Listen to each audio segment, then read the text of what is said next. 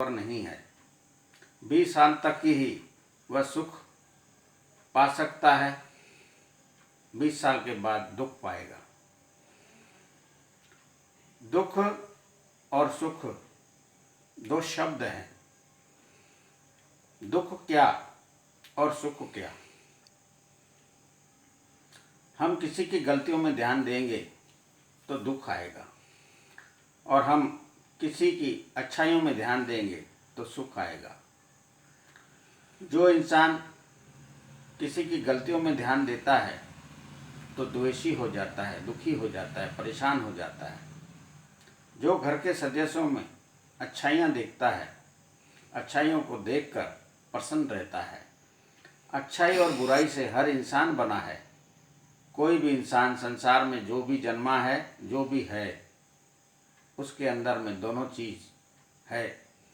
अच्छाई भी है, बुराई भी है। किसके पास अच्छाई अधिक हो जाती है, बुराई कम हो जाती है, तो वह भगवान है।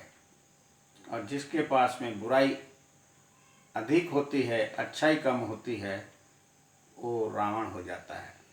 राम और रावण की कथा हर जगह क्यों चलती है? क्योंकि अच्छाई और बुराई का प्रतीक प्रमाण दो ही व्यक्ति है, जिसको उदाहरण से हम बता सकते हैं और समझा सकते हैं। जो इंसान घर के भेद बाहर में बताता है तो वो घर कौन सा होता है? रावण का घर होता है, अर्थात अहंकार का घर होता है, नासमझ का घर होता है, मूर्ख का घर होता है। जो अपनी पत्नी को दुख दे रहा है, अपने भाइयों को दुख दे रहा है, अपने हर रिश्ते को दुख दे रहा है और अपने अहंकार में चल रहा है, वह सुखी नहीं रह सकता। वो अंध के नशे में रहता है, अपने धन के नशे में रहता है। कुछ समय तक वह सुख पा सकता है, उसके बाद में दुख पाएगा, और उसकी सीमा निर्धारित ईश्वर की करी हुई 20 साल से अधिक नहीं है। 20 साल का सुख पाने वाला व्यक्ति फिर जब दुख पाएगा तो अपनी कथाएं करता फिरेगा। कथाओं का मूल सत्य नारायण की कथा है। सत्यनारायण कथा में सत्यावंत और कलावंत की कथा है। एक सत्य के मार्ग पर चल रहा है और एक अपने कलाओं में चल रहा है, अर्थात अपने आप को चतुर समझ रहा है और द्वेष पालकर जी रहा है। रावण की भांति उसका समय, उसकी नाव डूबेगी। जो सत्यावंत है, प्रेम प्यार में चल रहा है और घर के द्वेष को क्षमा कर रहा है और घर के सदस्यों की अच्छाई देख रहा है, वह सत्यावंत है।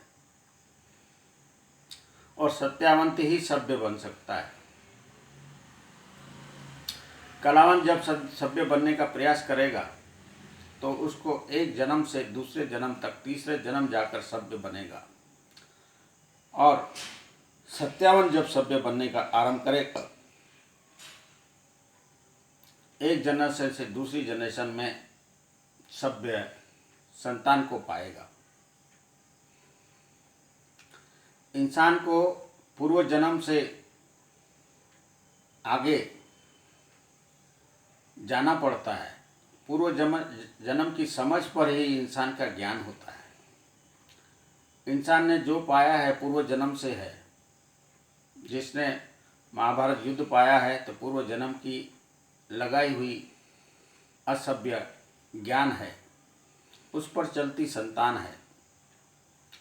और दुखिया सब संसार वंश टू वंश बन जाता है।